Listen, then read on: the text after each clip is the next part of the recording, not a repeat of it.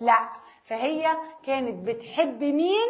بتحب يوسف عليه السلام. خلاص؟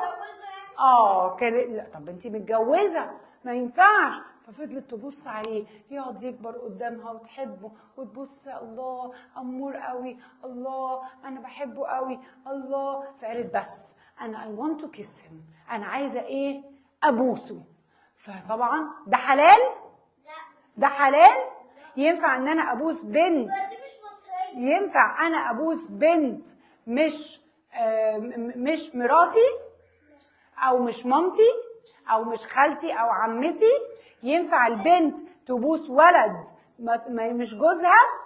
ينفع تبوس ولد ماهوش باباها ولا عمها ولا خالها ولا اي حد من قرايبها اللي ينفع تبوسهم؟